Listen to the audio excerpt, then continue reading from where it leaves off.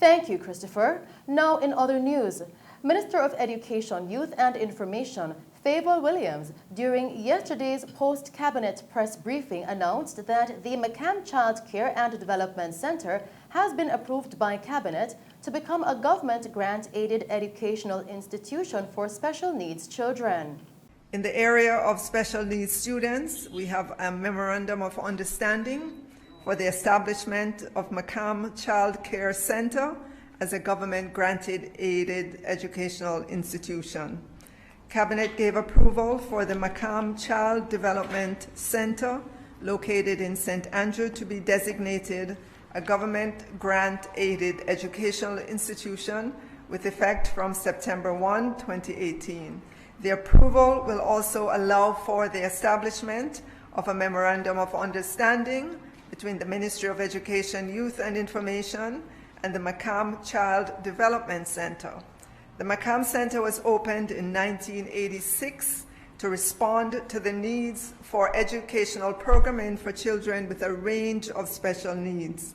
The centre is devoted to the provision of educational opportunities for students from as early as 3 months old and a specialized program for young children with autism that is aimed at building their communication, social, and academic skills to ensure inclusion in the general primary education system. Meanwhile, Minister Williams made further announcements regarding the approval by Cabinet for Jamaica's involvement in the International Maritime Organization. Cabinet gave approval for Jamaica's candidature for election to Category C of the Council of the International Maritime Organization for the 2022 to 2023 biennium. The IMO, which is International Maritime Organization, is the United Nations specialized agency with responsibility for safety and security of shipping and the prevention of pollution by ships. The Council is the governing body of the IMO when the Assembly is not in session biennially. The Category C, which Jamaica is associated, represents 20 states that are deemed to have special interest in maritime transport or navigation. The election to the Council would ensure the representation of all major geographic regions of the world. Jamaica and Bahamas are the only countries in the CARICOM region that have served on the Council. Jamaica's continued presence on the Council will help to advance the work being done in promoting IMO requirements in Jamaica and the region. Continuing with the news, business operators are being reminded to make all the necessary provisions during the transitionary 6-month grace period to become compliant before the third phase of the plastic ban is fully implemented.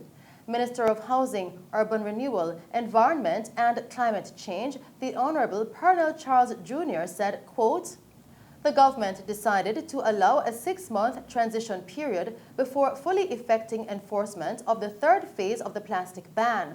We want to remind businesses of this as they should be making all the necessary adjustments to be compliant when this period ends and the ban takes effect," end quote.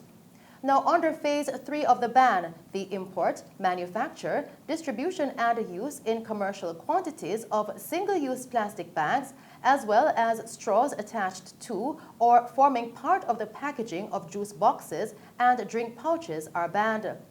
The minister noted that the decision to provide a grace period was made based on requests by some members of the private sector, and because the government is cognizant of the challenges that manufacturers have faced, considering the economic downturn brought on by the COVID-19 pandemic.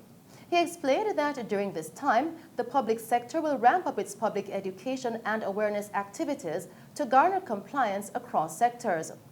The minister also pointed out that the government intends to institute prosecutions in the parish courts for all persons found in breach of the orders supporting the plastic ban. In this regard, he welcomes the public's recommendations and feedback. And that's our news package for you tonight. Thank you for tuning in to Mello TV Evening News at 8. I am Shelly Ann Hill. Stay safe and pleasant viewing.